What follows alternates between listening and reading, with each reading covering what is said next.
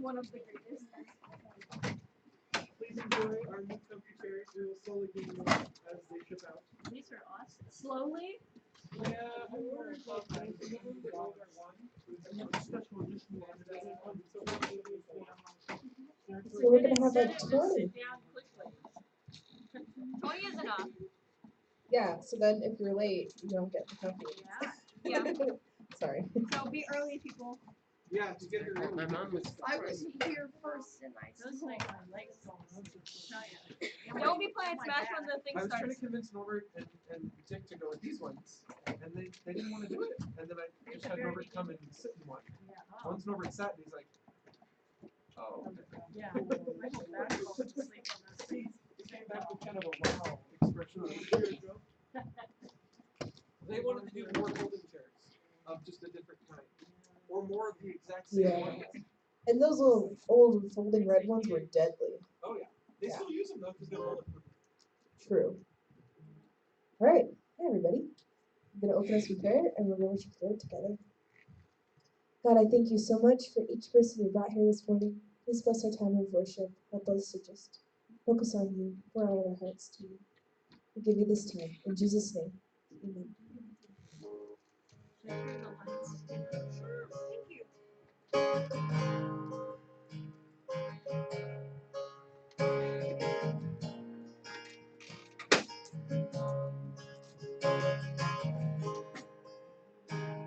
You're hurting and broken within, overwhelmed by the weight of your sin.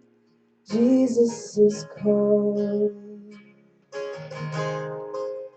Have you come to the end of yourself? Do you thirst for a drink from the well? Jesus is calling. Oh, come to the altar. The Father's arms are open wide. Forgiveness was bought with the precious blood of Jesus Christ.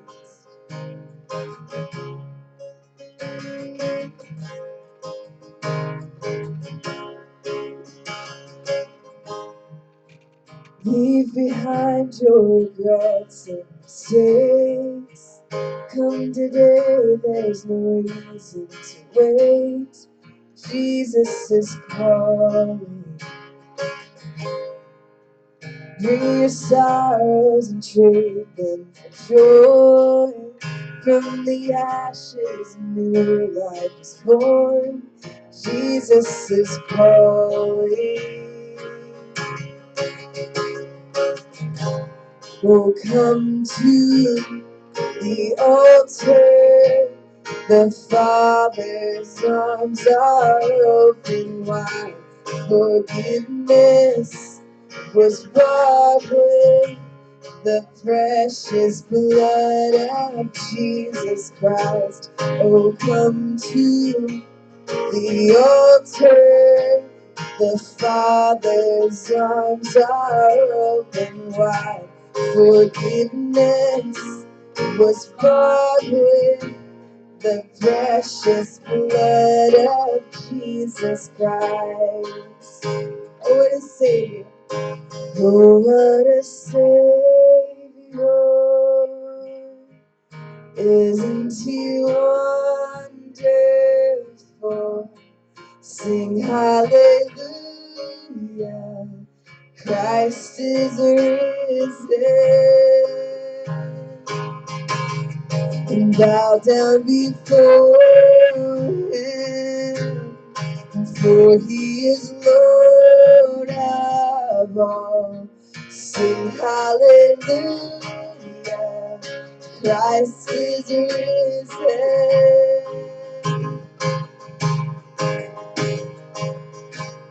Oh, come to the altar.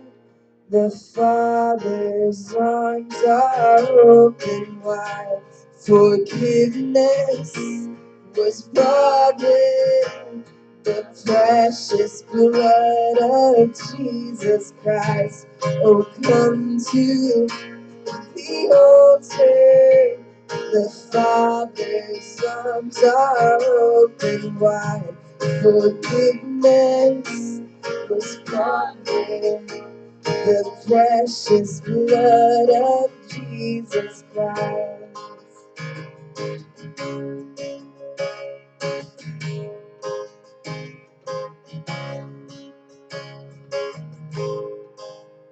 Bear your cross as you wait for the crown.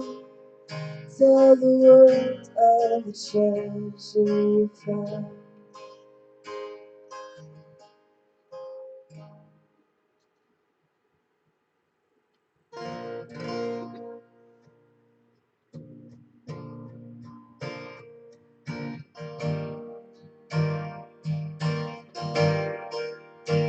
At your name, the morning breaks glory. At your name, creation sings your story. At your name, angels will bow. The earth will rejoice. Your people cry out. Lord of all the earth, we shout your name, filling up the skies with endless praise. Yahweh, Yahweh, we love to shout your name, oh Lord. At your name, the mountains shake and tremble.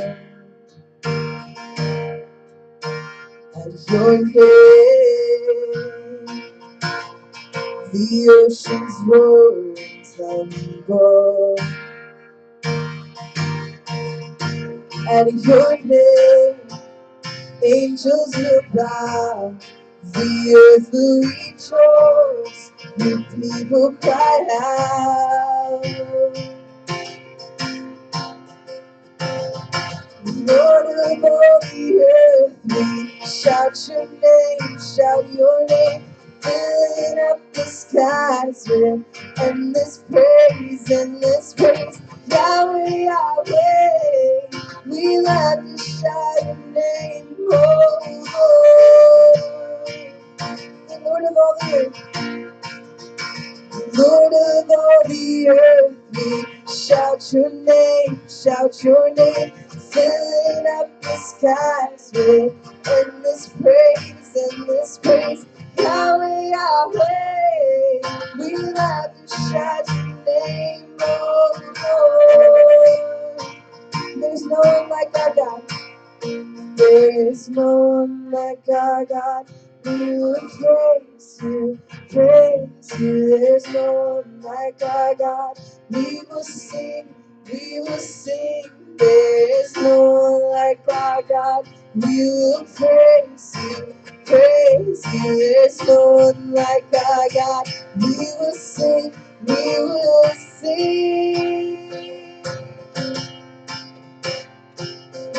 Lord of all the earth, we shout your name, filling up the skies with endless praise.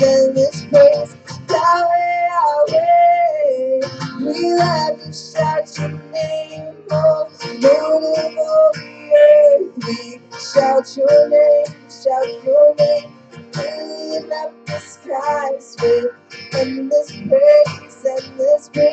Yahweh, Yahweh, we love to shout your name, oh Lord.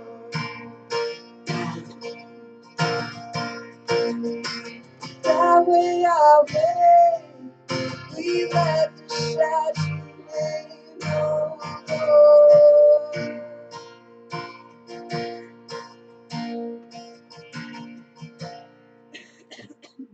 Would you guys stand with me for the last song, please?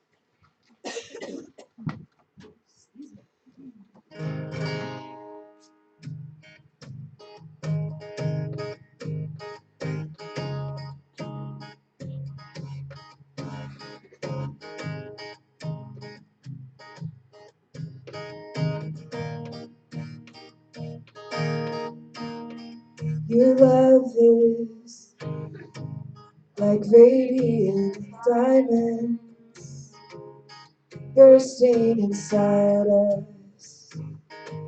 We cannot contain.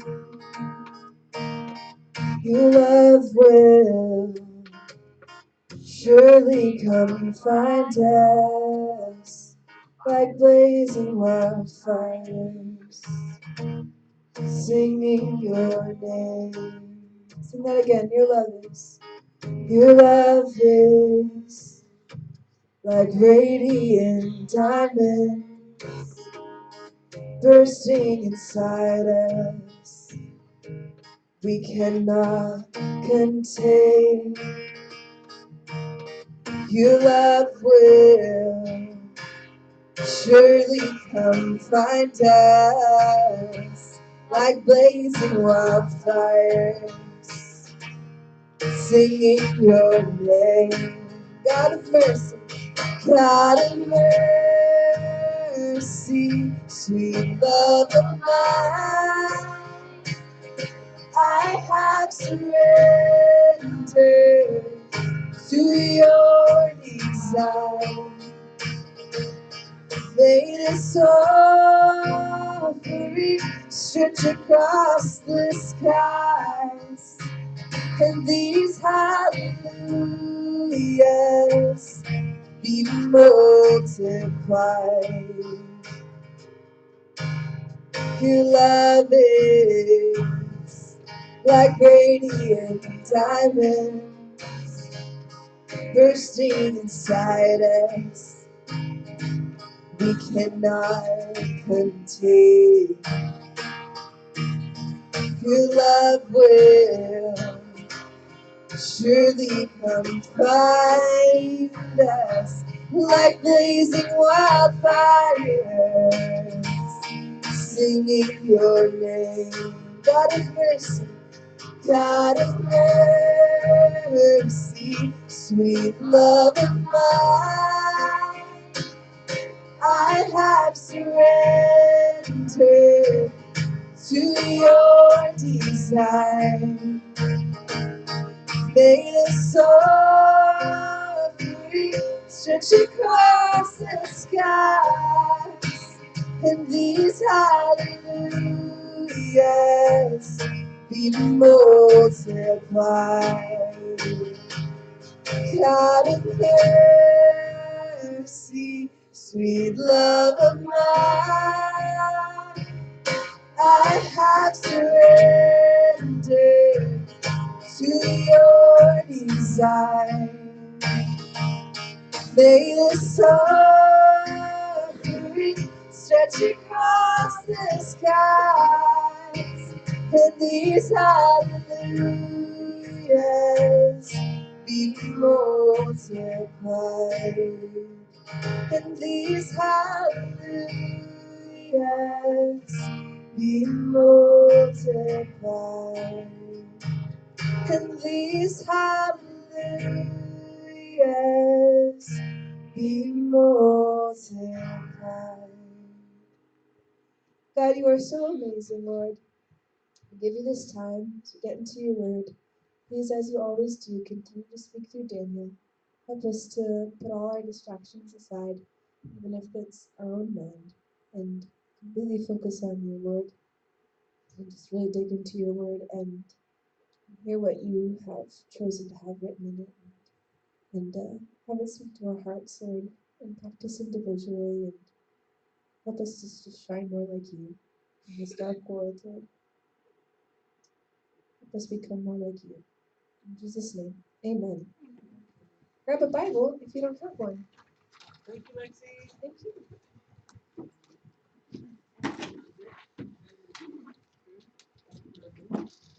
Wednesday night, we've just started our new series called History of the World. Woo, excuse me. We're going to be doing 1,000 years every night. So if you missed Wednesday, you missed only 1,000 years. Don't worry, you can catch up. For the most part, we looked at. Oh, Leslie. Good. Gracious. We looked at who lived and died. So we looked from Adam all the way down to Lamech. We got to see the creation of the world, sin entering it, the first death, aka the first murder. And we also got to see Enoch rising up into heaven, which is pretty darn cool. Next week, Noah, the flood, the ice age, all that good stuff. It's going to be pretty cool. I love when the earth turns into a snowball. Now, as soon as we're done with the entire history of everything, we're going to move on to topic nights. We're going to kick off summer just a smidge early. So if you want to help us figure out which topics we're going to be doing this year during the summer, we encourage you to go visit the white laptop over by the kitchen on the counter and put in your suggestions for our upcoming topic nights. Just so you're in the loop, we currently have a graph what the kids who voted so far have voted for. Here you go. This is what they voted for so far. And if you would like to adjust that graph by going and voting yourself, please be my guest. If you have not done so, please do so.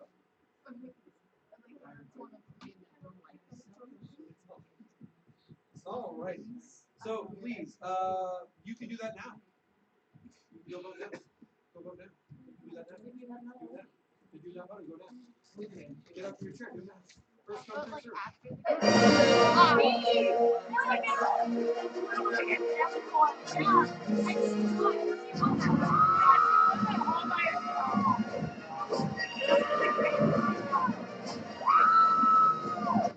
didn't think it was epic enough. You know, I feel like the faded music in the background of the video just didn't do it justice.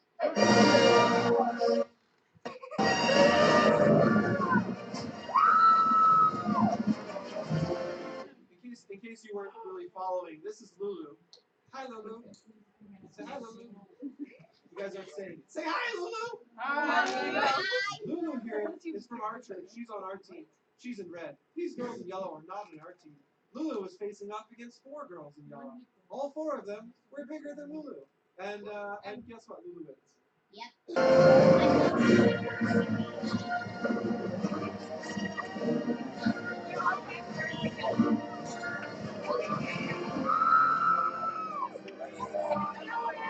You too can become a camp legend. Simply go to camp. That's pretty much it. It's step 1. You gotta go to camp. Now, probably You gotta go to camp. You got step 2, be legendary.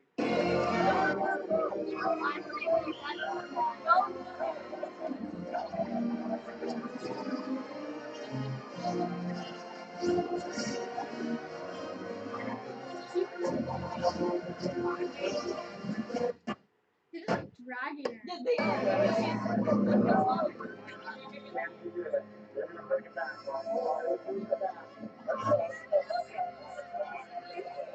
And she runs around.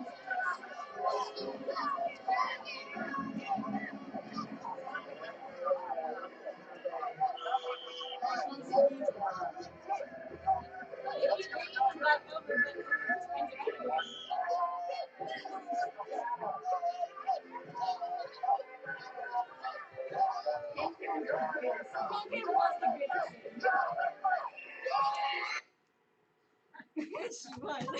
And the other girls were like, dang it, I lost to a kid who's shorter than me. Yeah. Anyways, flyers are out. They're on the counter right next to the laptop. Get one, tell your parents. Make sure they know that if they sign up by Easter, you can save $20.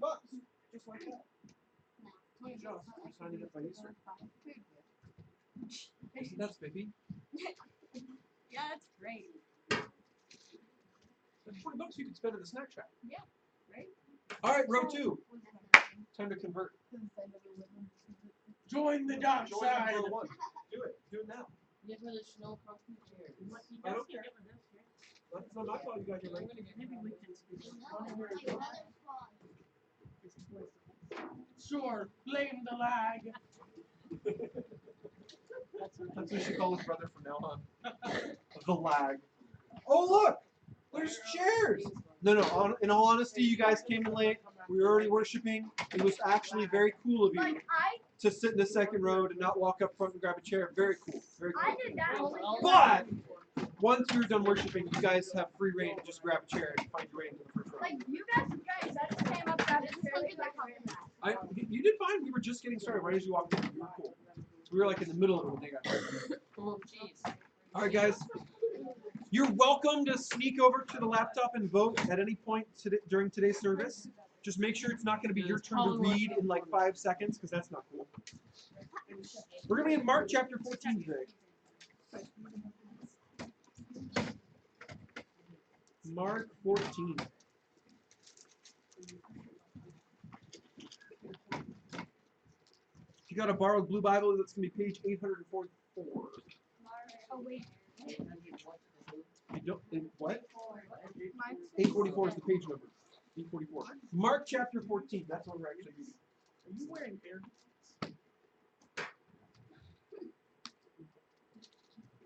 Has earbuds in, pulse. We're like 30 minutes in and you stand up and start cheering for your team. Alrighty. Last week we finished up chapter 13 during Jesus' last week before he goes to die on the cross. This chapter, today's chapter, chapter 14, we're going to be looking at the last night. Well, a smidge and also the last night, but primarily the last night before Jesus goes to die on the cross.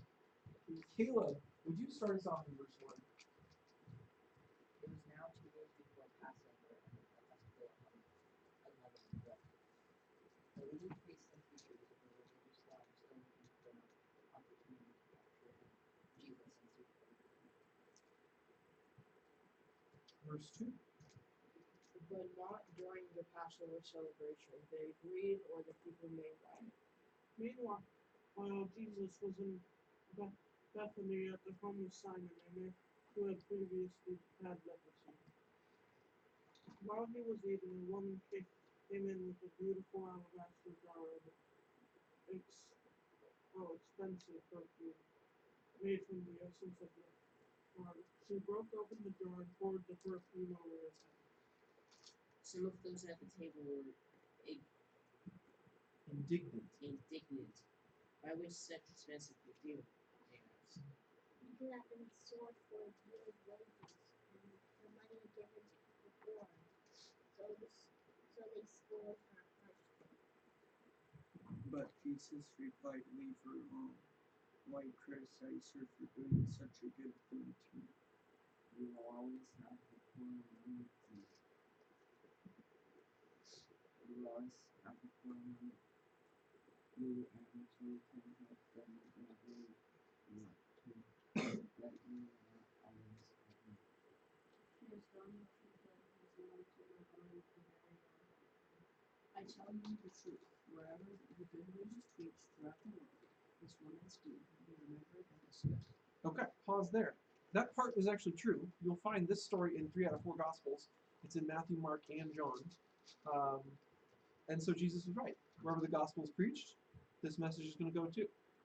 And so her story keeps getting told. Now, what did she actually pour out on Jesus? If you read all 3 Gospels that include this story, you'll find he actually gets it on his head, and then she uses it to wash his feet. And then she uses her hair to dry his feet. Crazy. Okay, now, backstory on this thing. If my remote's on, then it might actually work. Or it just won't, and I'll have to go all the way over to the computer. Tastes supposed like me. Crap, my double A's are wrong. Alright, now in this translation it's called essence. What happened? Why? Essence of nard. In other translations you might see it called spike nard. The scientific name for it is Narcostachys jatamansi, which of course I am pronouncing horribly wrong. But what this is what we would now today call an essential oil. Now we have these in plentiful supply nowadays. They're actually gaining in popularity.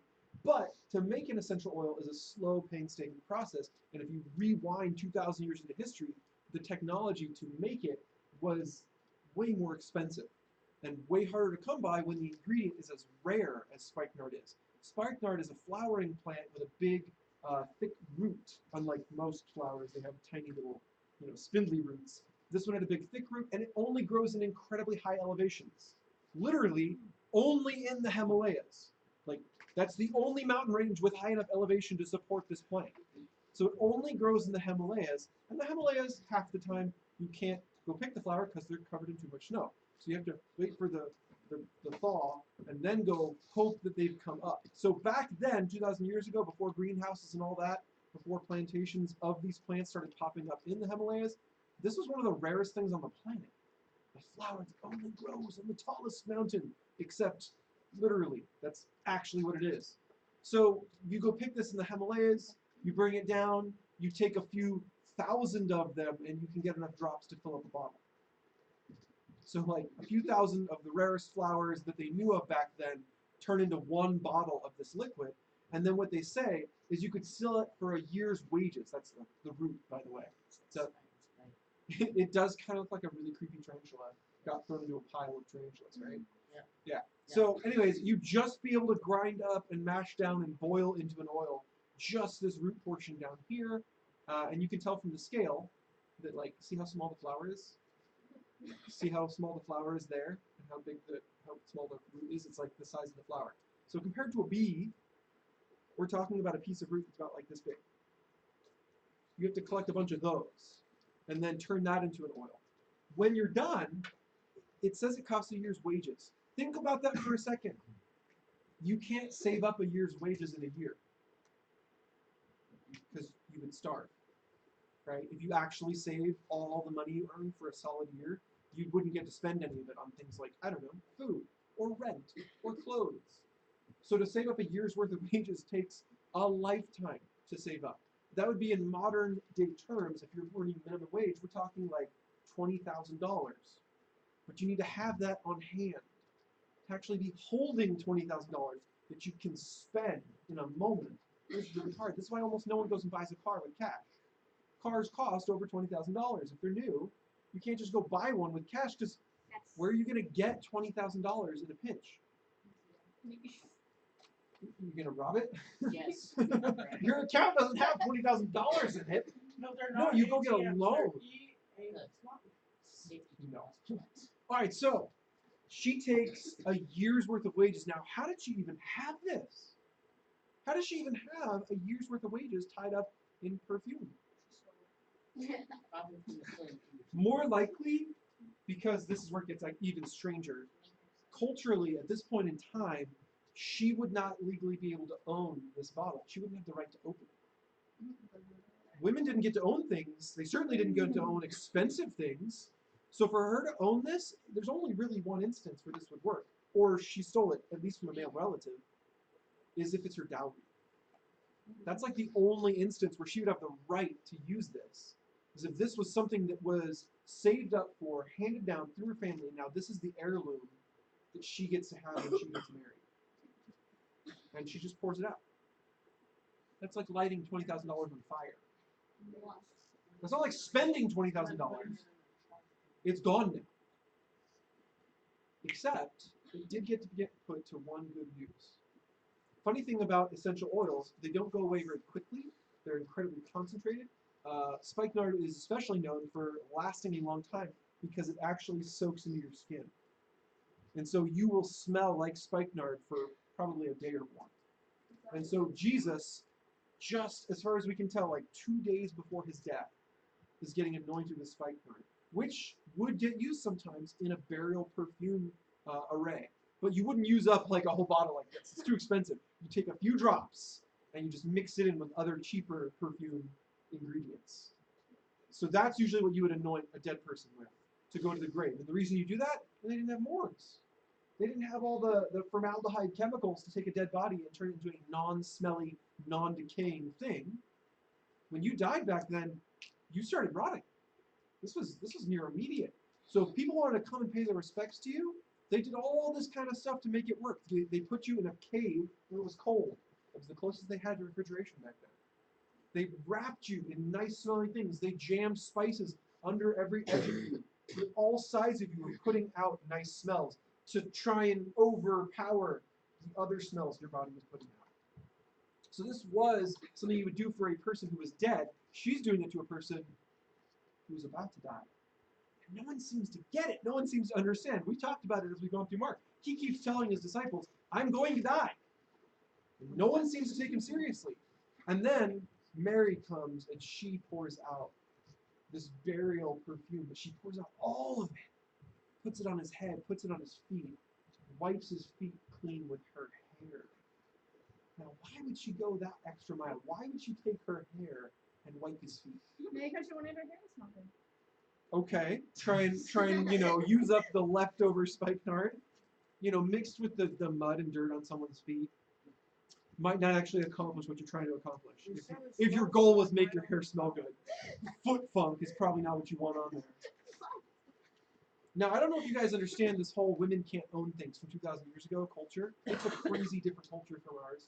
But one of the things that was prized among women, and even by the men, whether it was the husband or just some other guy who saw a woman, if he saw a woman who had like ratty, messed up, kind of snarly, really poorly taken care of hair, it's all dry and split ends and frizz and everything, then they just think like, oh, she doesn't know how to take care of stuff. She doesn't know how to have patience and work hard at something. And she doesn't know how to keep even herself in order. She would never make a good wife. She would never be a good woman in the household. She would never be good at anything because look, see, her hair's a mess. And likewise, if her hair was well taken care of, if her hair was neatly braided and plaited and all strung up and it was shiny and lustrous and it was just like her hair looked amazing, then everyone would look at her and go, wow. I mean, do you see that woman's hair? Now, on top of that, you also wouldn't show off much of your hair.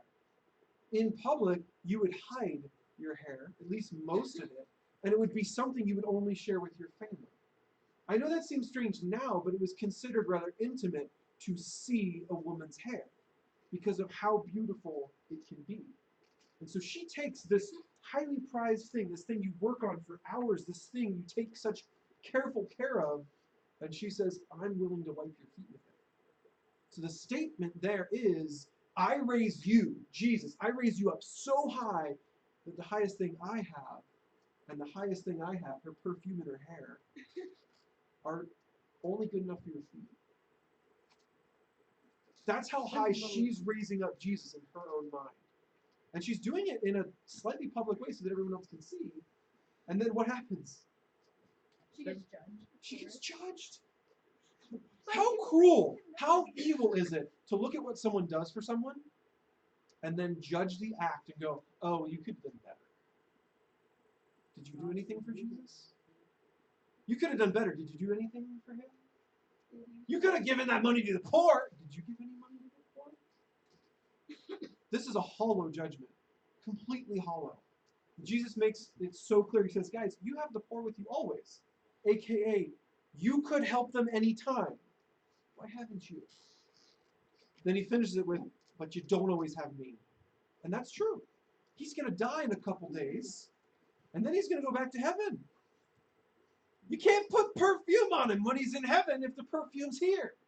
So this is a limited time offer. You want to pour out your perfume on Jesus, you better do it now. And that's kind of awesome that this woman gets it. Jesus has been spilling the beans to his guys over and over and over and over and over, and none of them get it, but she gets it.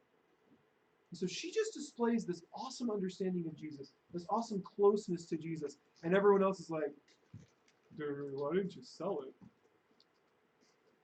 They're so far off the mark. And Jesus just lets it go. He says, you know what, guys? She did the right thing, and her story's going to keep on getting told. She gets her reward. All right, now we move on. Who read last? Bryce did? Yeah. Maybe? Yes? Okay, so Connor, you got verse 10. Then Judas Iscariot. Yeah, close enough. Iscariot. One of the 12 disciples went to the leading priests to arrange to betray Jesus to him. They were delighted when they heard why he had come, and they promised to give him money. So he began looking for an opportunity to betray him, Jesus. On the first day of the festival of unleavened bread, when the Passover lamb was sacrificed, Jesus' disciples asked him, where do you want us to prepare the Passover meal for you? So Jesus sent two of his men. Wait, hold on, I can't speak today. So Jesus sent two of them into Jerusalem with these instructions.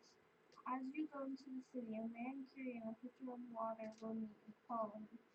Wherever he goes in, say to the master of the house, the teacher says, where is the guest room in which I may eat the Passover with my disciples? Then he will show you a large upper room furnished and prepared. They're make ready for us. There's 16 total? Sorry, there's like 2 different translations in a row. So the two disciples went to the city and found everything just as Jesus had said, and they prepared the Passover meal there. In the evening, Jesus arrived with the 12. As they were at the table eating, Jesus said, I tell you the truth, one of you eating with me here will betray me. Greatly distressed, each one asked him about it. He replied that this was one of who was eating from the book of the Oh, it's okay, you should sit there and read your eyes.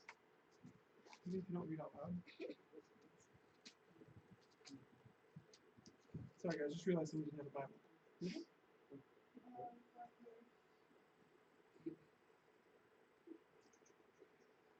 21. 21. No, I'm looking.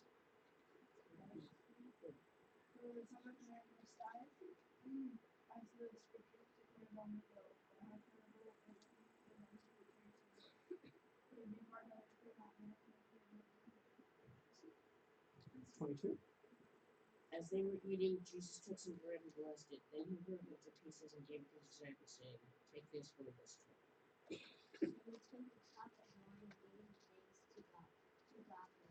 Gave it to them, and they all drank. And he said to them, This is my blood which confirms the Covenant. covenant between God and his people. It is poured out as a sacrifice for men. I tell you the truth, I will not drink wine again until the day I drink it new in the kingdom of God. And they sang him and went out between the crowds. On the way, Oh, Jesus let's pause there. Okay. So they go and they have their special meal. This is a holiday meal. It's a lot like holiday meals we have now. It has a lot of tradition. Even the day of which you eat it changed by tradition from the way it was originally set up. But as they celebrate it, he drops a bombshell. He says, one of you guys is going to betray me. And the response has always intrigued me. I still find it interesting to this day. He says, one of you will betray me. Do you know what I would do at that table? I would start looking around the table trying to figure out which one of them it would be. I think that's what most of us would do. Jesus says, one of you will betray me. We know the odds. By the odds, it's probably not me. It's probably one of the other 11 guys. That's just math. Plus, I know me. I'm not going to betray Jesus. I'm not going to betray Jesus. I know myself. So I would look around and I'd try and figure out who it is, but that's not what happens. And that has always hit me. So strange what happens. He says, one of you betray me, and they all start thinking, is it me? What does that tell you? If every guy at that table thought, what if it's me? That meant every guy at the table wasn't sure he was sure. He wasn't sure he was sure. He didn't know for certain, like, am I really following the real guy? Is he really worth it? Is this the real Messiah? None of them were 100%. That is kind of earth-shaking when you realize we're all the way at the end of the 3-year ministry. He's been with these guys for 3 years. We're at the finish line. He's about to go to the cross, and they're all still going, I'm not so sure. Just close enough that they're wondering, would I betray him? Just close enough. That is wild, because we've got people like Peter who said, you're the Son of God. We've got these disciples who go around telling other people, don't bother him. He's on a mission. They followed him. They believed him. They laid down their lives in the sense of like gave up their jobs, left their families, just walked off to follow Jesus. And they're still going, Are you sure Yeah. about that? How can you see after having fully eaten on Jesus? oh my gosh, it's not a real question. Caleb. You had your hand up. Yeah. Even Judas. But I don't think Judas wondered what the answer was. I think he knew the answer. He already said, I will, for such amount of money. Exactly. Isn't So- it because his weakness was money? Because didn't Judas used to be a tax collector? I don't know that he used to be a tax collector, but he was now the guy carrying the money back. He was the guy for the whole group of 13, Jesus plus the 12, who carried the money.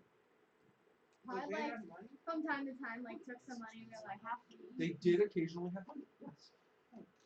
Whoa. donation. So Jesus Yeah. actually wasn't broke? Sometimes.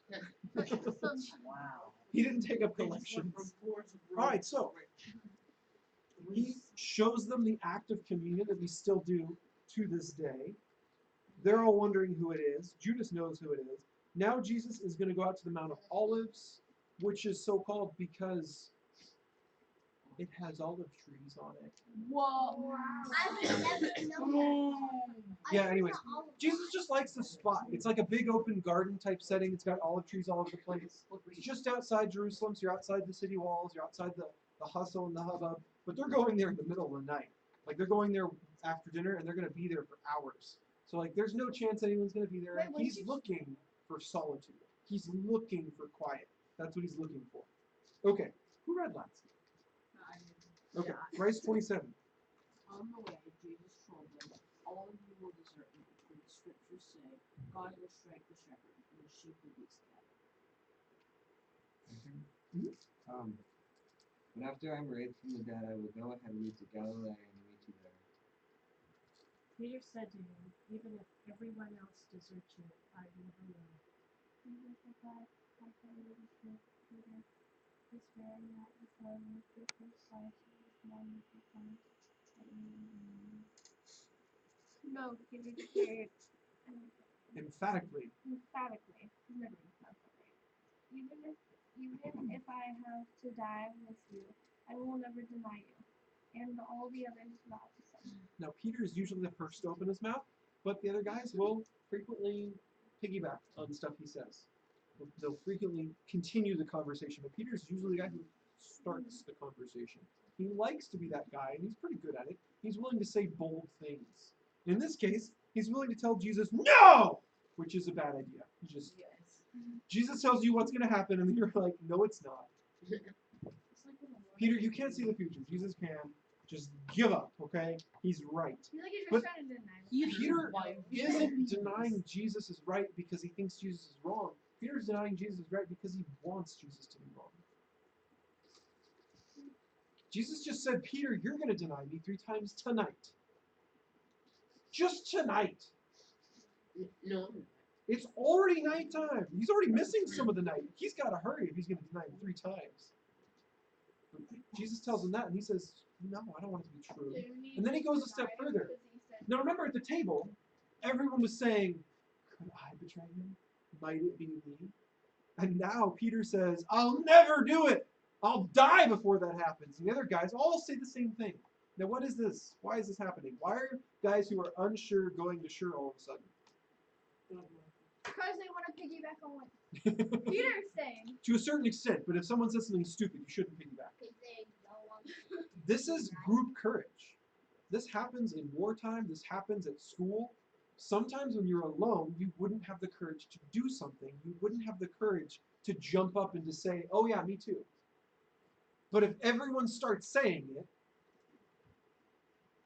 it becomes easier to say it too than it is to stay quiet. And so as Peter opens his big mouth, suddenly everyone else finds it a little easier to say, yeah, I'd die for you too. Now, it's not actually going to work out that well. Basically, Jesus already told them, you're all going to desert me. You're all going to desert me. All right, who's got 32? I'm terrible at this game. Sonia, verse 32. Then they came to a place which was named Gethsemane, Gethsemane.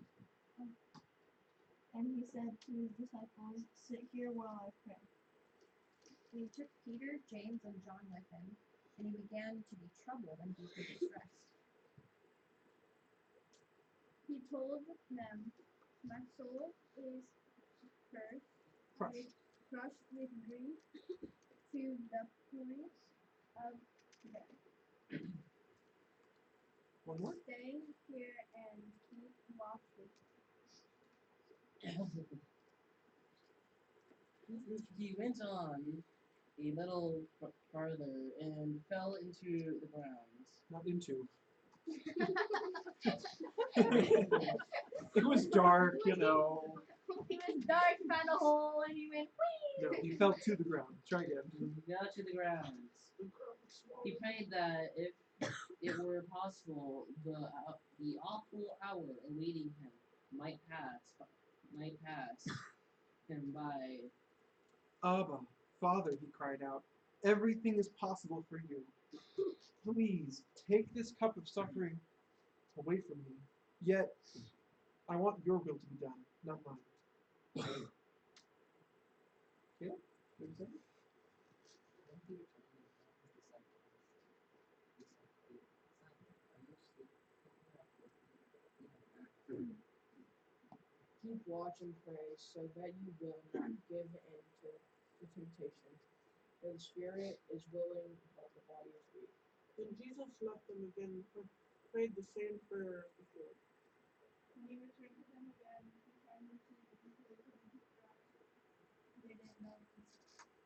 When he returned to them the third time, he said, Go ahead and sleep, have your rest. But no, the time is coming. The Son of Man is betrayed into the hands of the sinners.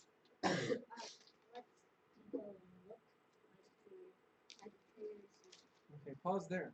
So he takes them to the garden. His intent is to go pray. He spends several hours praying. And he comes back to see them 3 times, and each of the 3 times they are asleep. Now his prayer, as he's off praying by himself, is to Abba Father. If you guys aren't familiar with that word Abba, let me enlighten you. You guys ever get like a nickname going between you and your parents? Like they have a nickname they call you, and you have a nickname you call them? Yeah. As simple as like mommy and daddy. Something you called them when you were little that you might not call them now, or at least you might not call them now in public. You might not call them now when your friends are over. Do you have anything like that? You don't have to confess what it is if maybe you're too embarrassed, but do you have such a nickname? My mom calls me Sweet Pea. See, and to you, I'm sure, That's really weird. if you were alone though, it might not bother you near as much as if like there was a bunch of people listening. That'd be a little stranger, My right? mom calls me, My dad calls Yeah. my dad calls me Stardust because he watches Star Wars too much. Oh, God. Yeah. My dad calls me Bud, but I call him Ken. Ken? Yeah. What's his name? Gabe. So where did Ken come from? Where did my friend, he's calling me a kid, but in a different way. Saying kid. So I That's call great. him kid. No, my mom calls me Tinklewinkle, and it's really, really weird. She calls you what? Tinklewinkle. Tinklewinkle. It's something she called me when I was little, and I was like, why? Oh, my Why dad must you calls do me this? Yeah. And she does what And then immediately My after mom calls me walking Sonia out, Bologna, and my uncle calls me Sonia Burrito. Nice. My dad always called me Dan the Man when I was little, and it was really like cute to call a 2-year-old the man. And he doesn't call me that anymore, and I don't get it. I don't know why. My dad just calls me calling It just fell off all of a sudden. So these sort of nicknames are personal attachment nicknames. And if someone else calls you that name, it's to be humorous. Or in some cases, it's to offend you. If someone else called you by the nickname that your parents call you, you wouldn't take it the same way. You wouldn't think like, oh yeah, they love me. Like if your friend called you the nickname your parents call you, it doesn't evoke the emotion of trust and love. It makes you want to punch them in the shoulder. Like that is the emotion. So we have these names and you don't use them out of context, because if you do, they mean something else. Does that make sense? If you call anyone but your dad, daddy, What? it doesn't mean the same thing. You get that. It's weird. However, if you call your dad daddy, that tells me something about the situation. That tells me something about the relationship. It means you're in a place of vulnerability. You wouldn't just call your dad daddy in front of other people unless the other people listening you trusted too. It'd be a little strange. And so Jesus here, this word Abba, he uses for God is their language's version of our word daddy.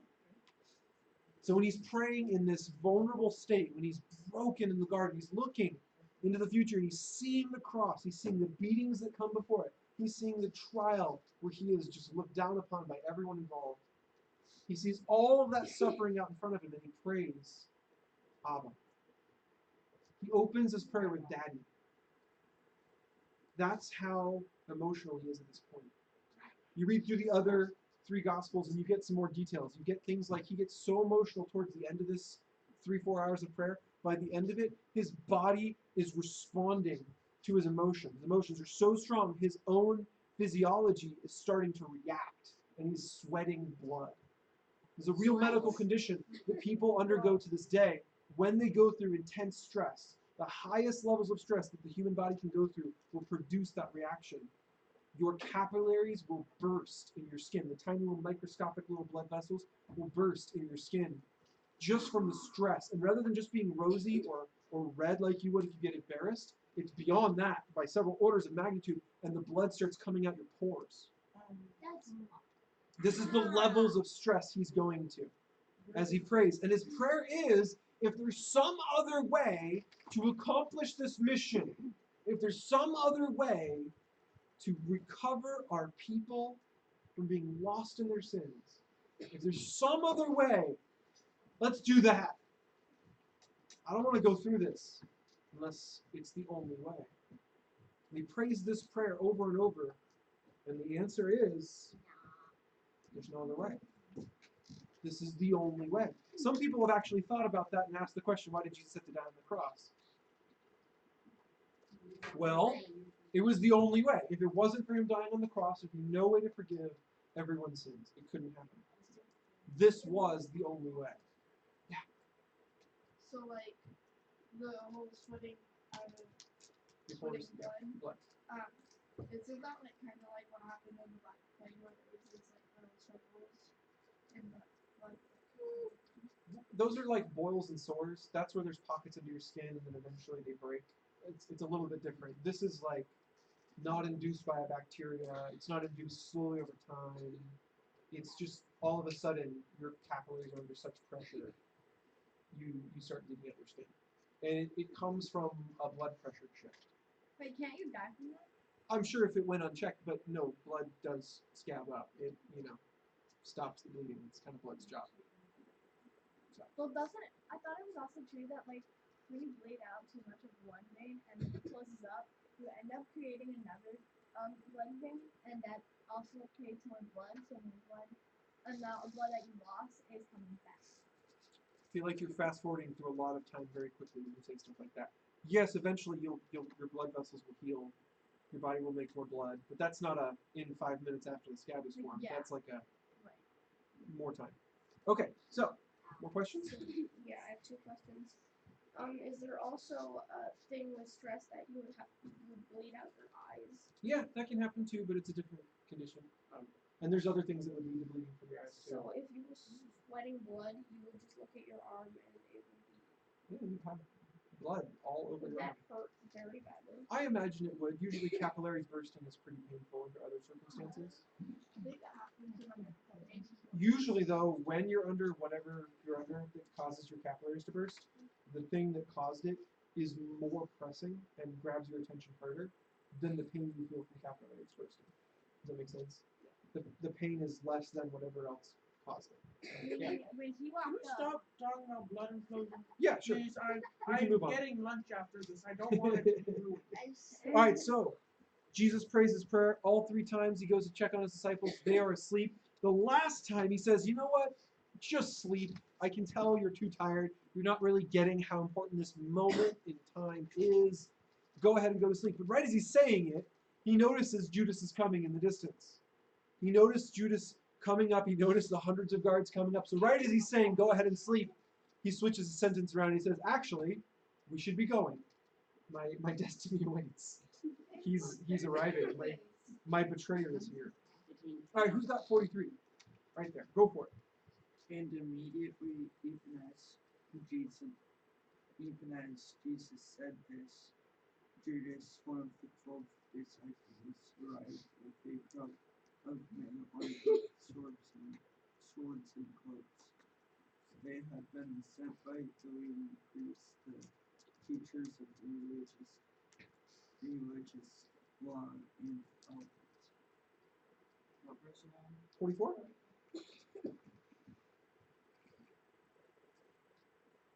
The traitor? The traitor Judas had given him as prearranged signal. You won't know which one to arrest, and I agree with this. Only can take it away.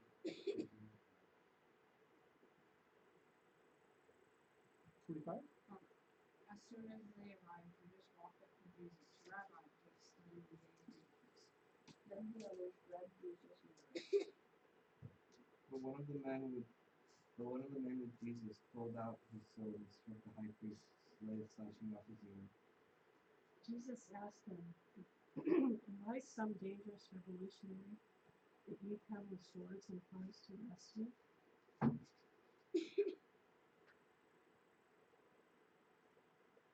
Why didn't you arrest me in the temple? Why was the unlimited teaching every day that these things would happen if you grown up? The scriptures say that me. Then all of his disciples deserted him and ran away.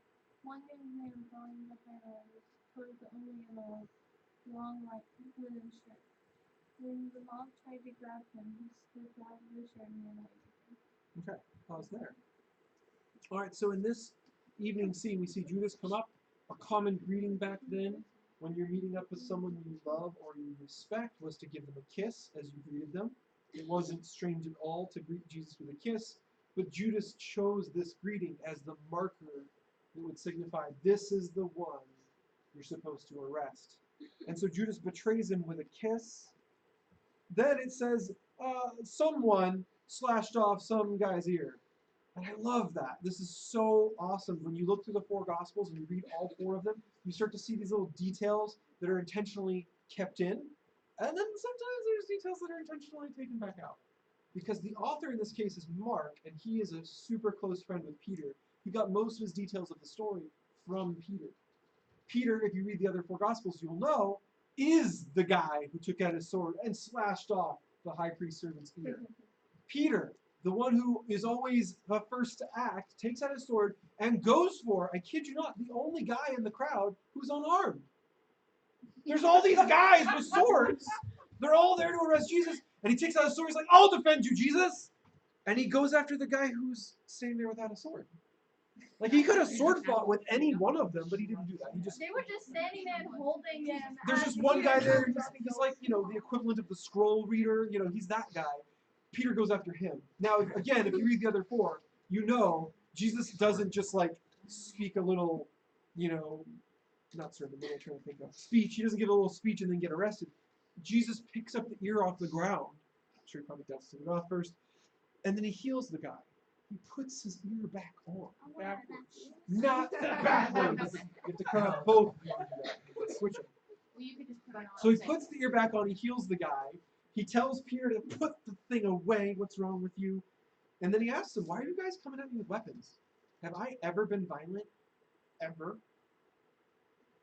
Haven't I been in your temple?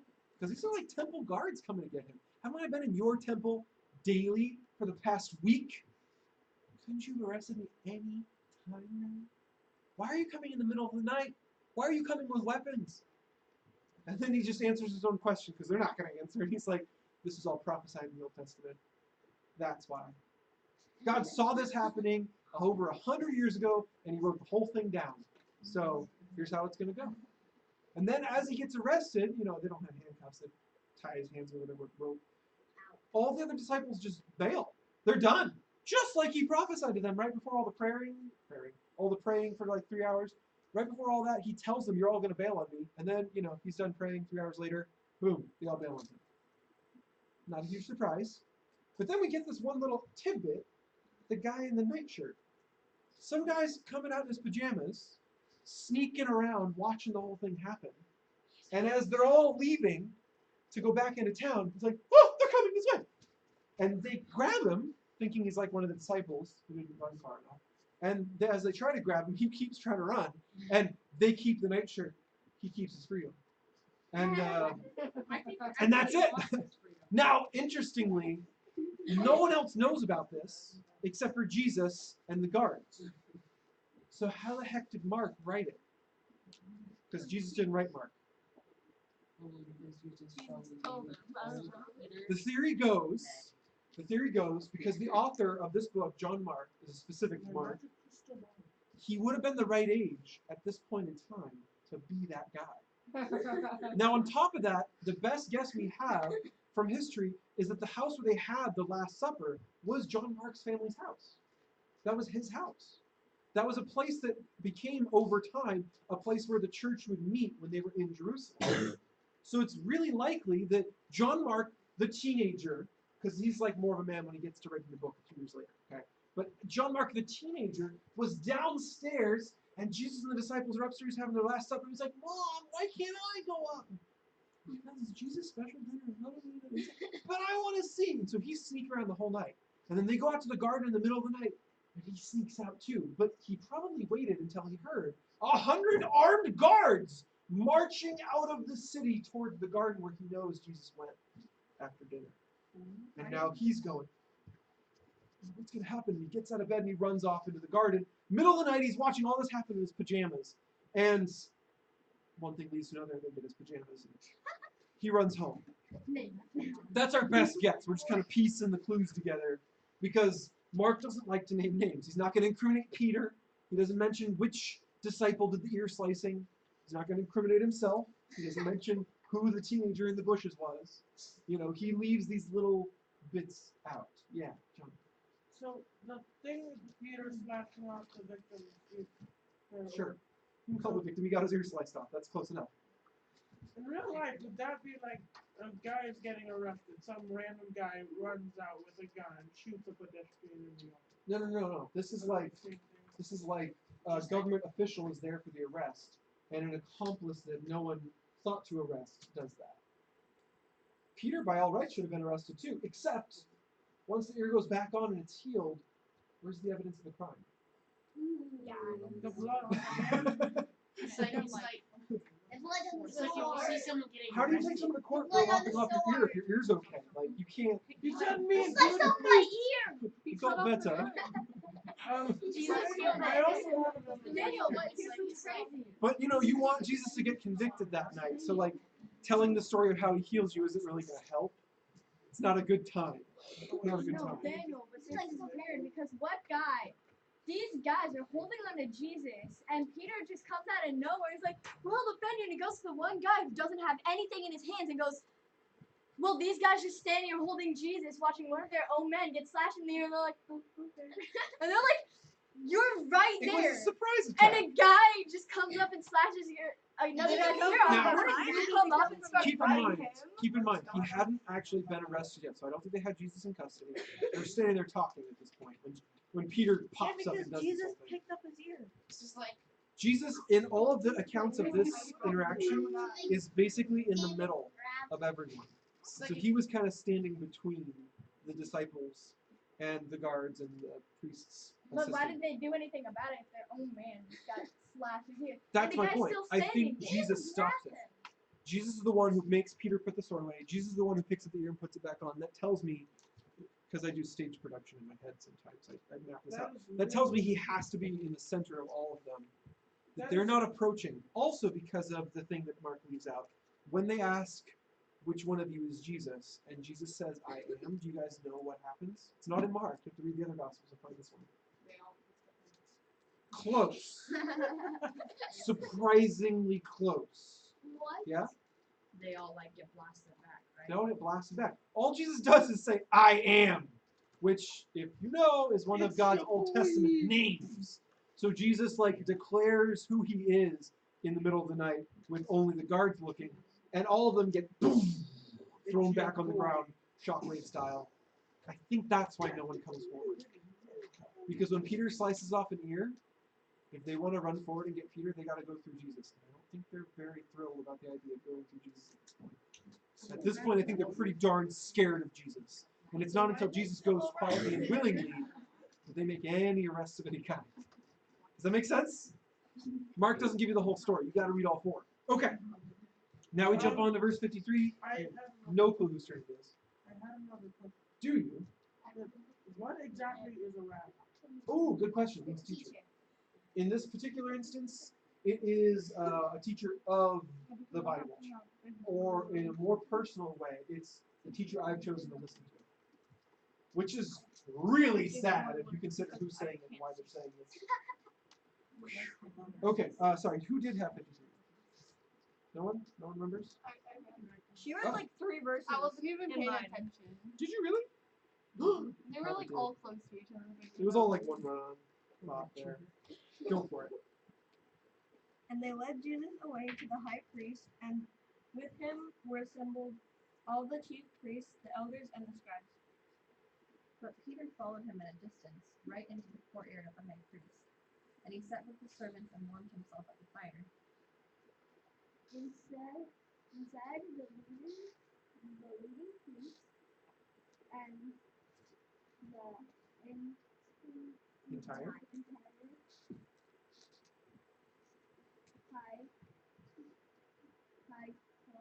council? were trying to find evidence against Jesus, so they could put him to death. But they couldn't find anything. Many. Oh, that's his.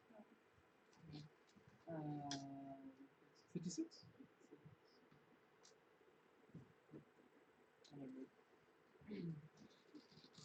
Many false witnesses spoke against him, but they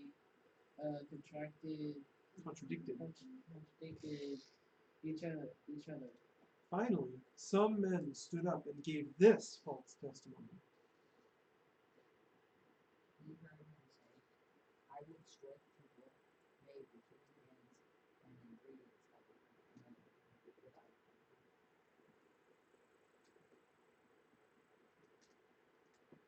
51?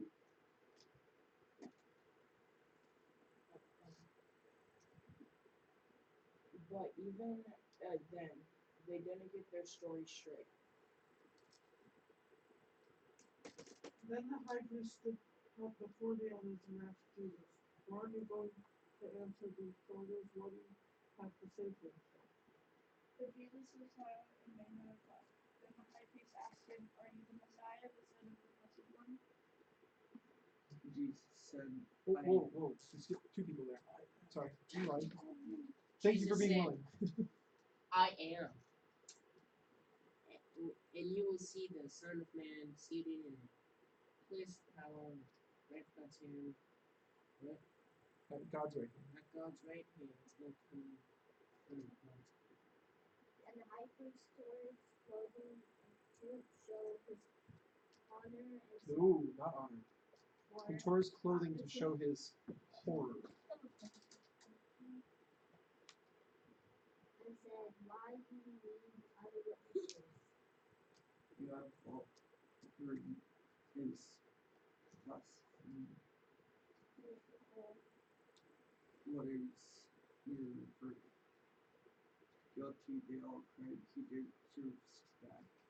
Then some of them began to spit at him and they blindfolded him and beat him with their false prophecy to us with the largest blasphemy as the works of Cuneo. Alright. Now, you guys understand legal proceedings, I think, to some degree. Learn a lot of TV shows and a lot of movies. Our legal proceedings go back hundreds and even thousands of years. A lot of our rules today come from rules that we've had for a long time. Now, arresting a man out in public is allowed, but you're supposed to tell him why you're arresting him. It's not courtesy, that's the law. You don't get to just tie someone's hands behind their back and take them away. You have to tell them what they did. Tell them what they did. Then, when you go to try them in a court of law, you have to do it in a court of law. You can't go to some guy's house in the middle of the night and get all his buddies together and have a court trial in some guy's living room. That's not allowed.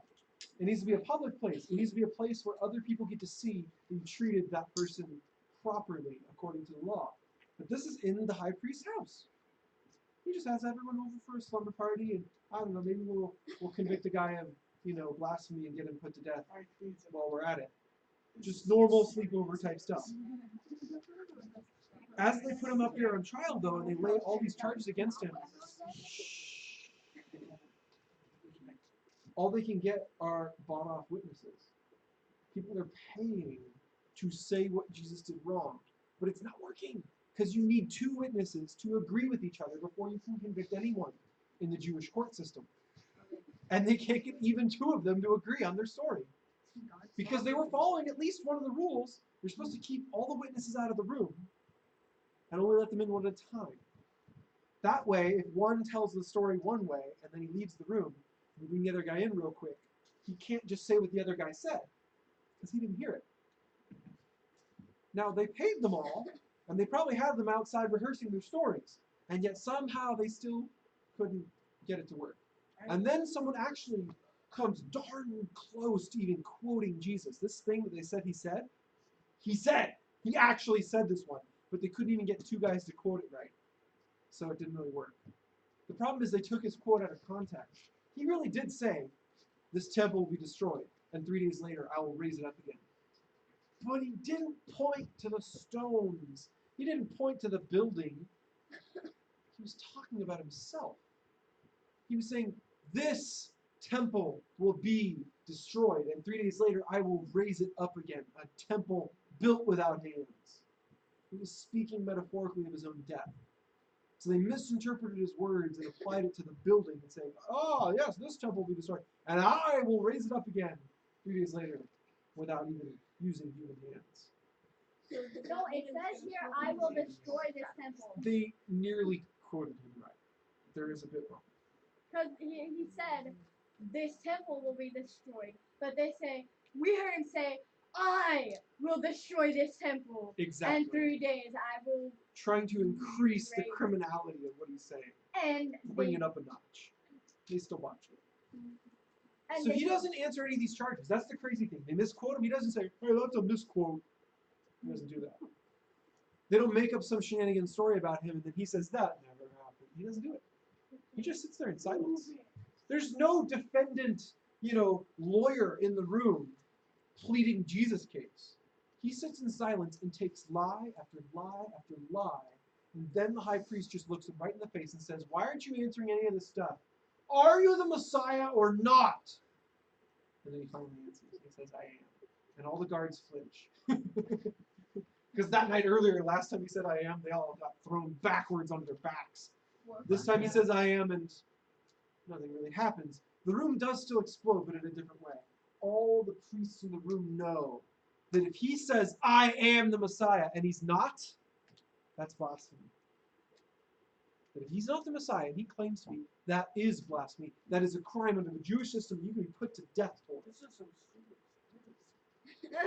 That's not even a joke. Like that's literally a serious heresy.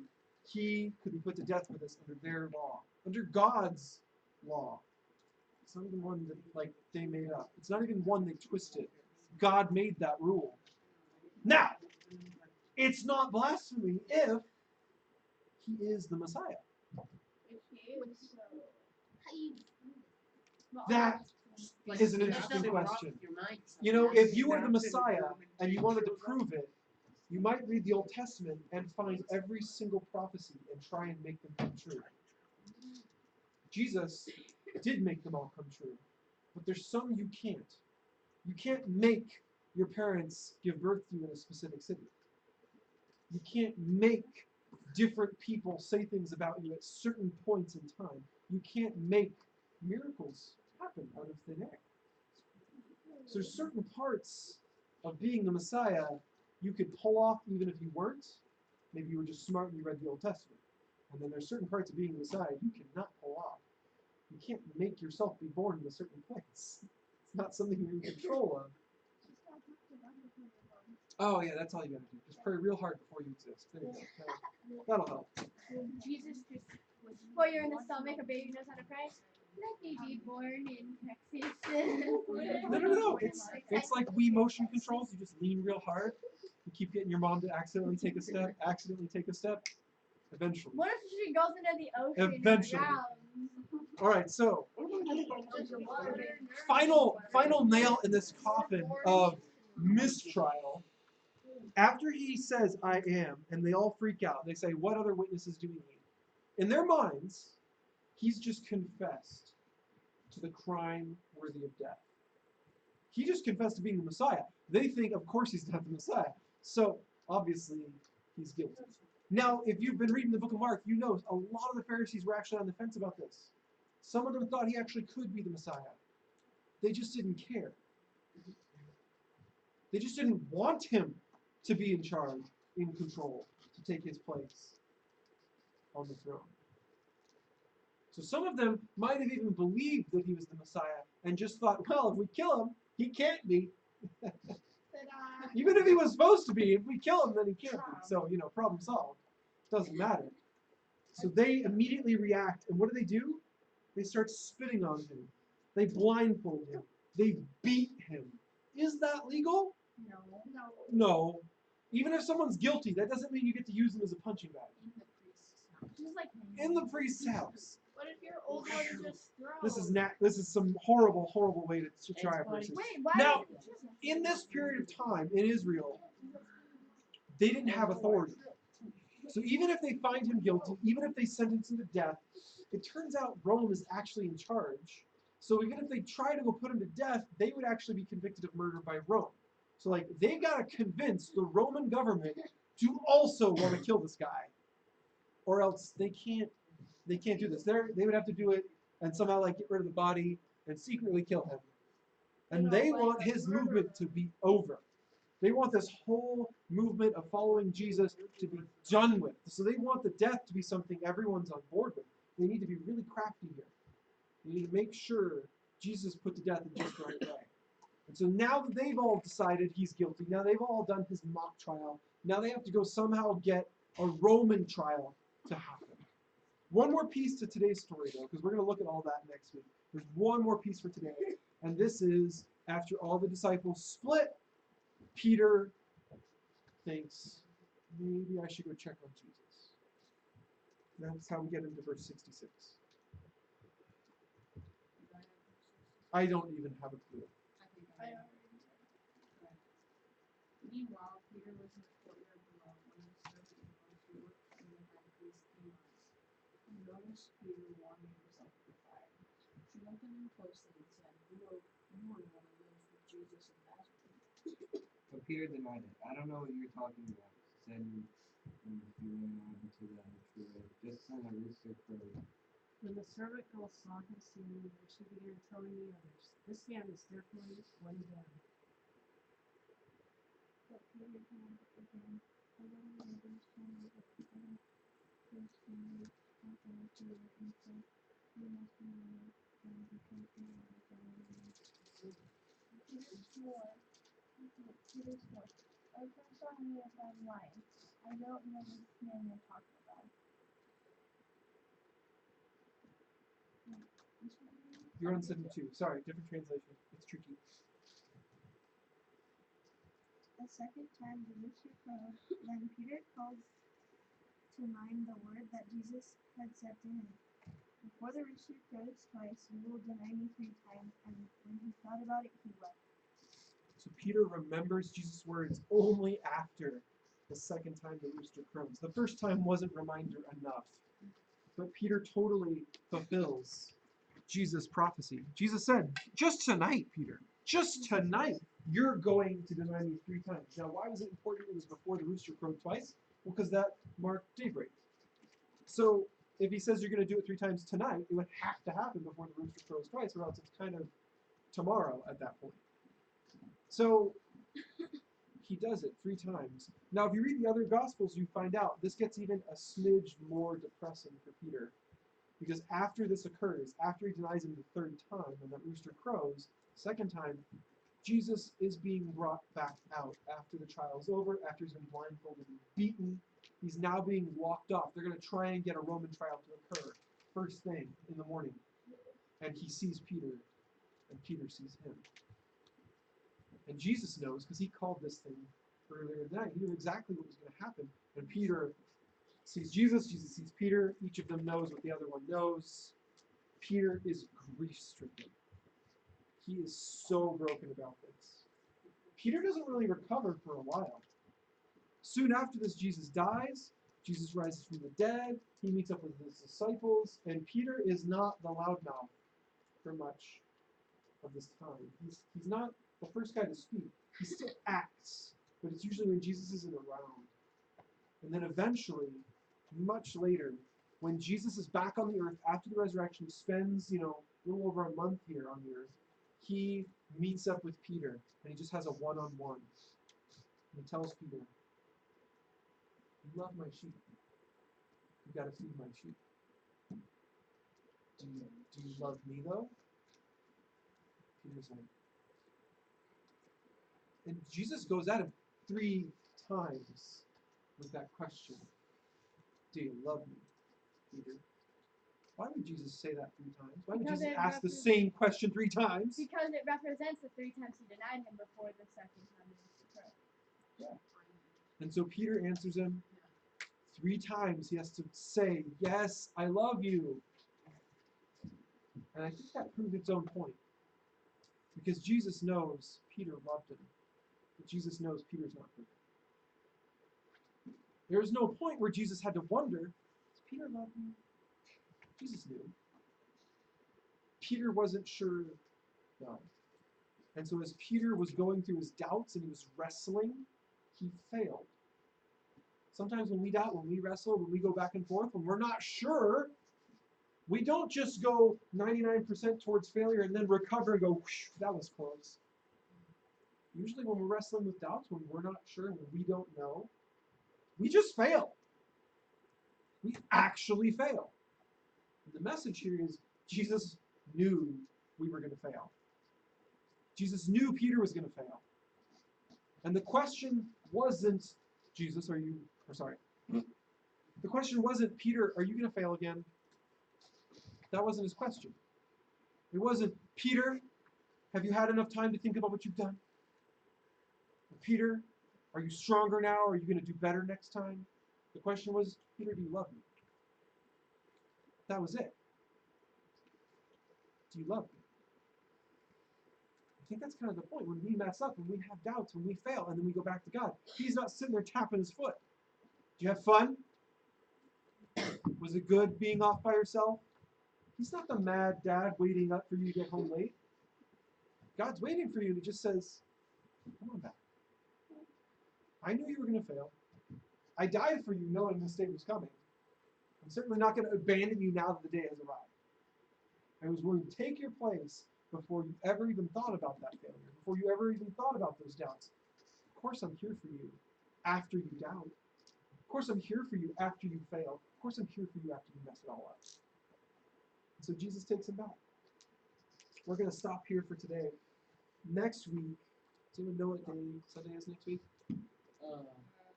What is Easter. It's Easter. Oh. Next week is Easter. Wait, really? Yeah, so next week we're going to finish the whole book. It's going to be nuts. We're going to do chapter 15. We're going to do chapter 16. It's going to be very cool. So next week is Easter. We're going to look at Jesus' death, his burial, his resurrection. All next week.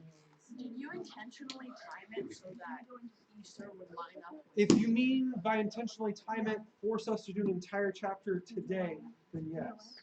If you mean intentionally time it, I started Mark months ago hoping I would finish the book right at Easter. No. Oh, okay. There's too many variables I can't account for, like being out of town, being sick, Sam asking me to teach a main service. Like, there's no way I can set up my timing that far out. All right, no, all right, so try and put all of today back in your head all at once. Grab all the events we've just walked through. Look at the story as it plays out. 2 nights before, Jesus is off having dinner, and someone anoints him in a I know you're going to die sort of way.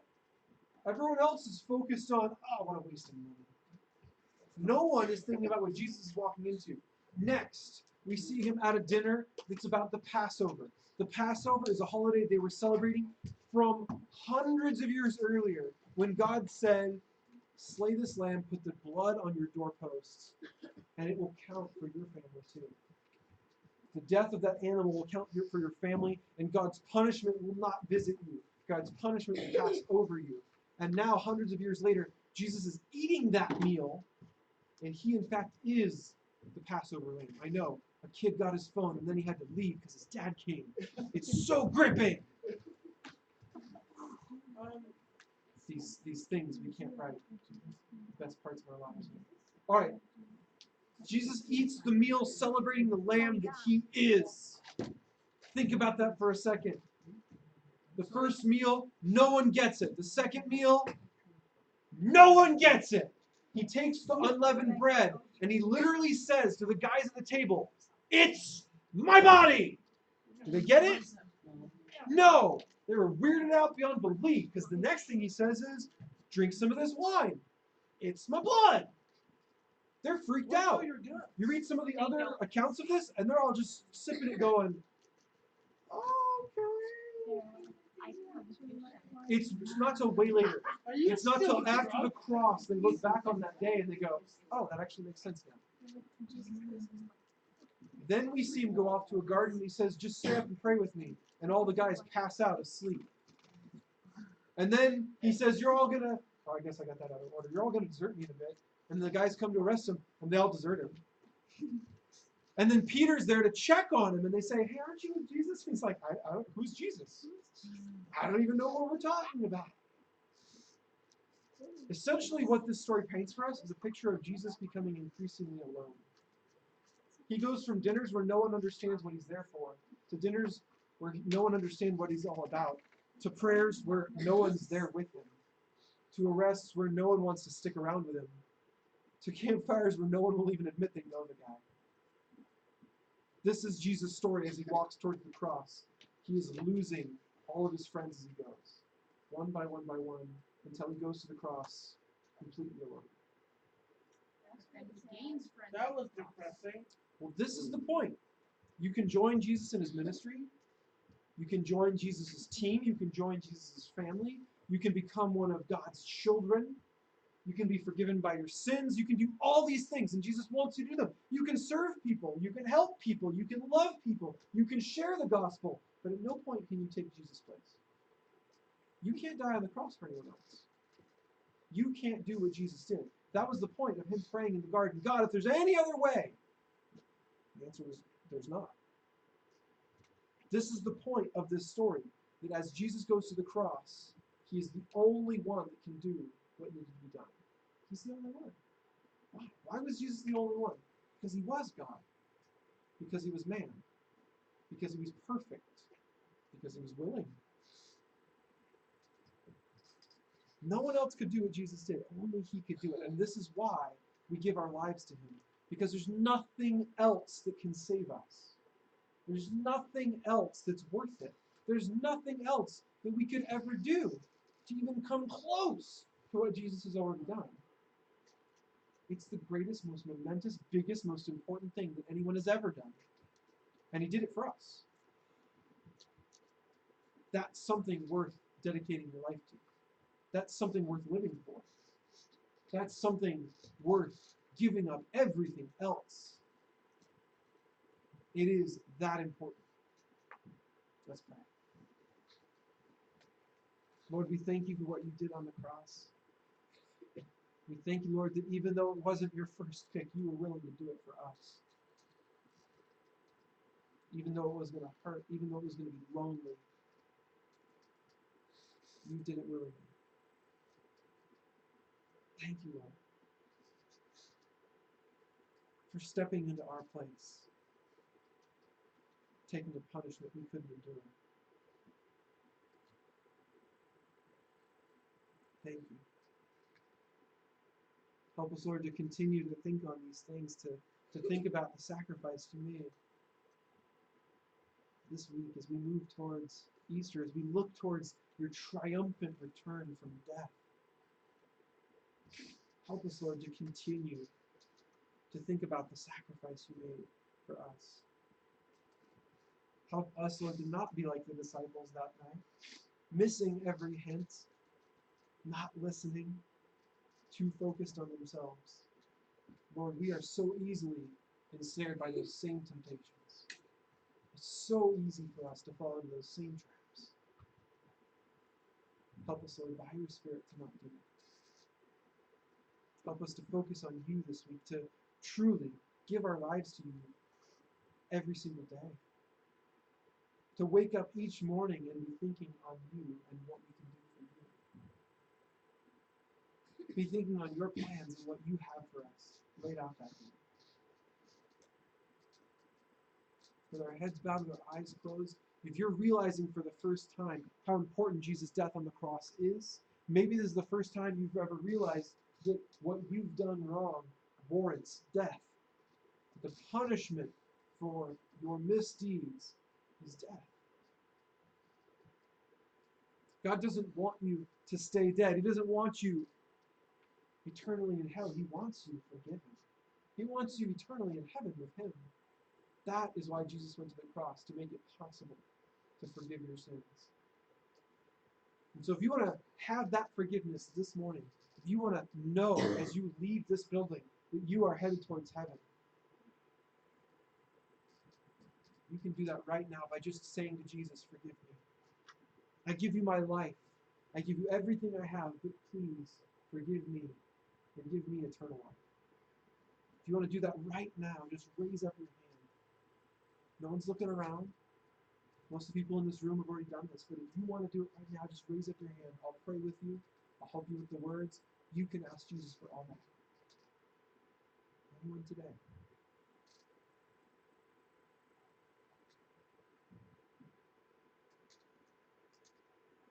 Love you, Lord. Thank you for these junior hires.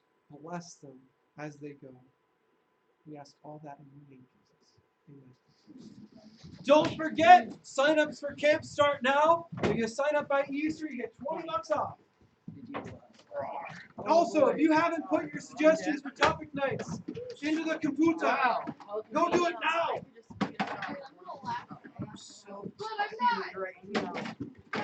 Hey! I just cracked one. I've never. The one without a focus. If you guys haven't put your suggestions in the computer, please do it now. I really need them. It's super helpful. So were you in the beer grilling contest? It seemed like it was. They got them right. I took it off. I like to look in here. I feel weird looking in here now.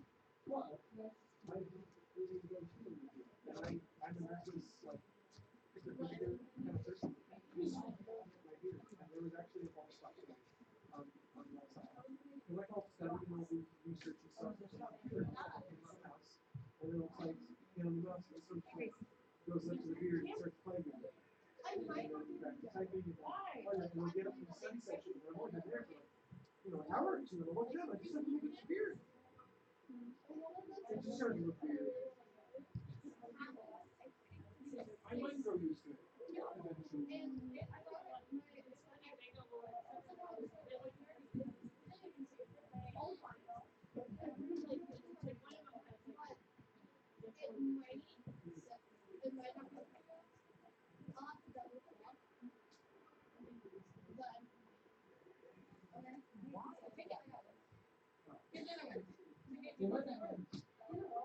Oh yeah, I forgot to tell you guys, there's only 10 spots for girls, 10 spots for guys. It's all camp. Really? 10 spots, hurry up. You're guaranteed no spots. Oh yeah, that's what they do.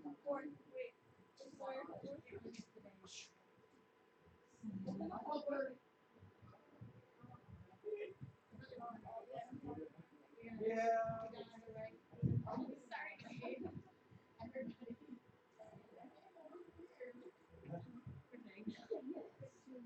Yep, it's inevitable. We had 2 people last year. Hey, back off. Trying to even things out.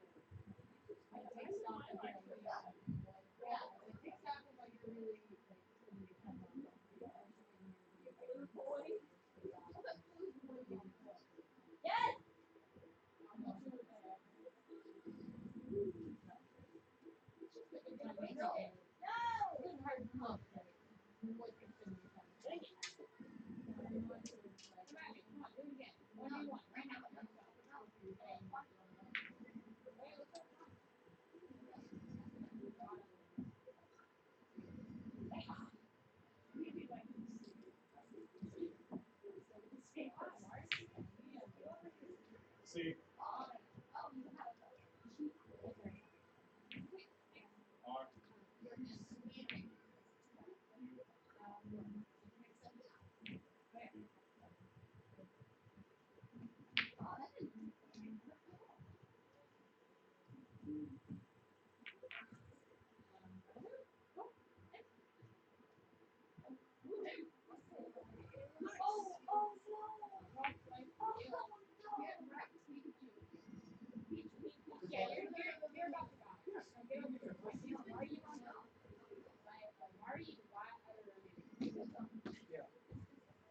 Typically, you're not going to give out, usually exceeds our kid in terms of right here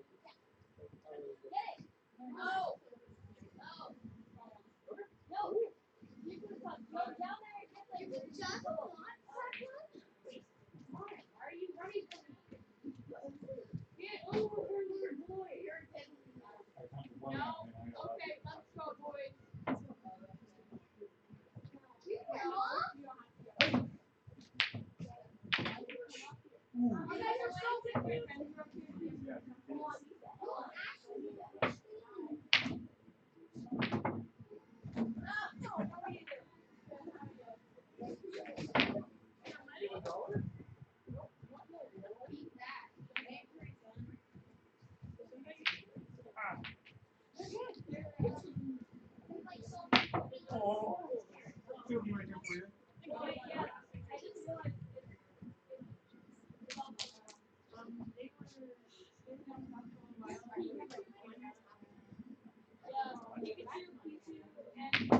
Can't do a sinker where like you tap it one little swoosh.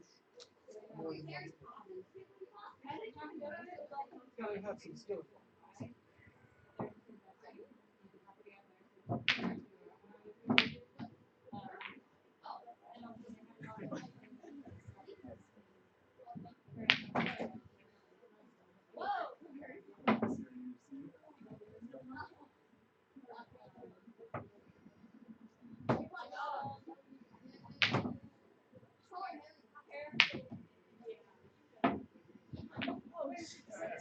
Oh.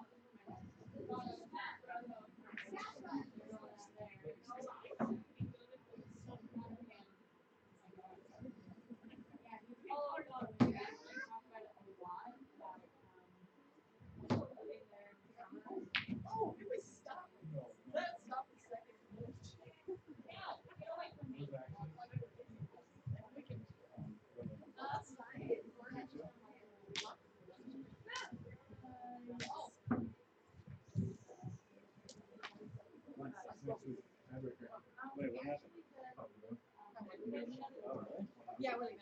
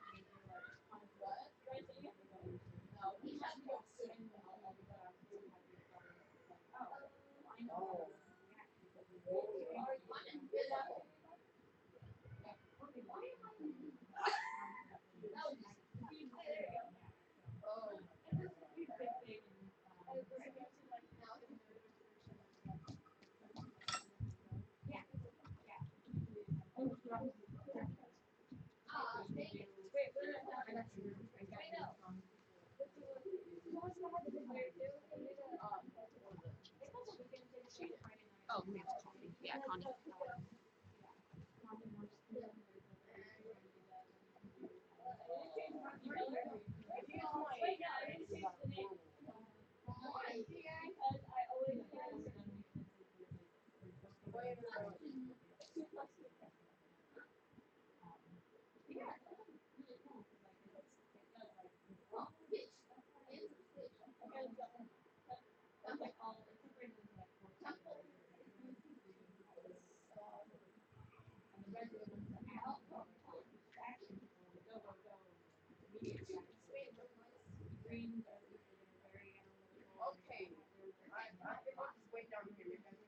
You want to bet? Cameron, get back here.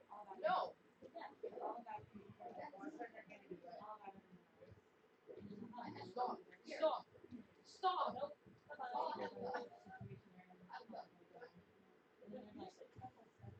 And Cameron, yeah, and then like, Cameron's just like in between.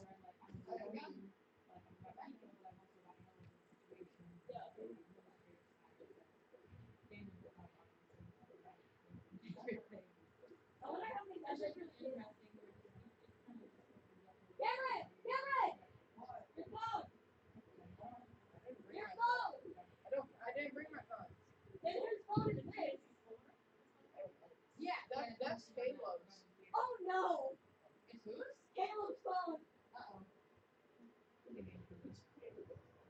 I think it's an iPhone. What is it? Where it's up? It's the secret. Press down. Yeah, that's not good. It will drop. Oh, great. You're right here. Did you use all the voice or what is it? Yeah, there. Yeah, there. No, we still have it. Oh no, not started. Dang it.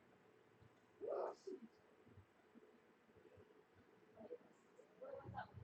What is that? Oh, you! What I do?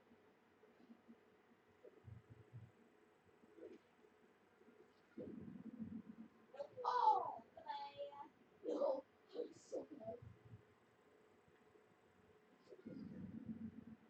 Okay, that's that. Yes. So,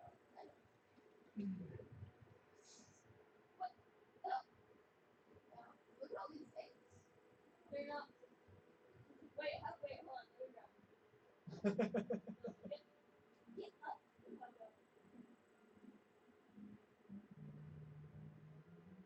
No. No! Yes, he took them from me. No way. Here, I got something for you. Nope. Gotcha.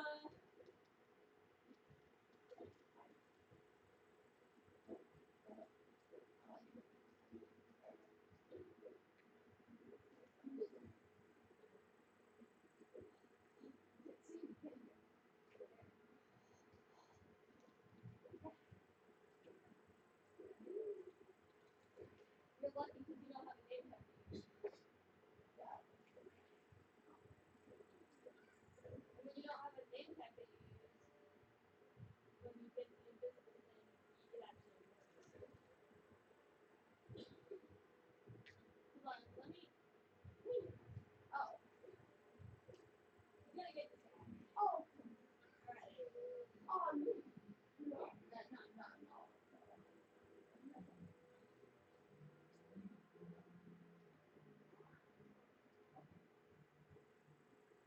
I messed up.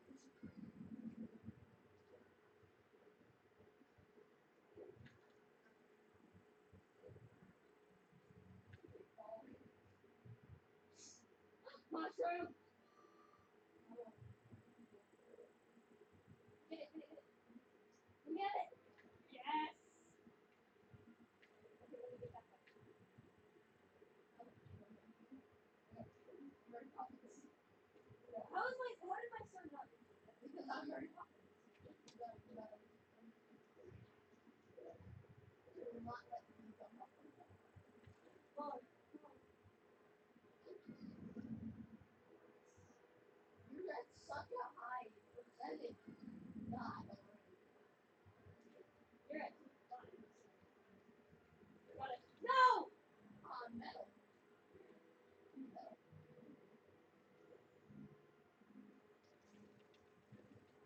Oh, I damage. Additional damage. I don't know.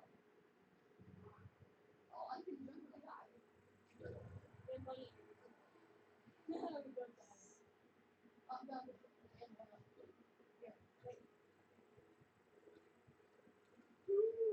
Here, wait.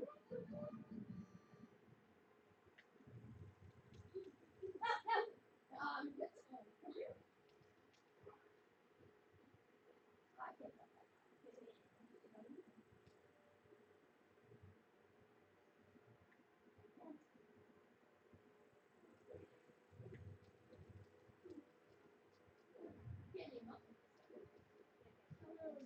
Hey,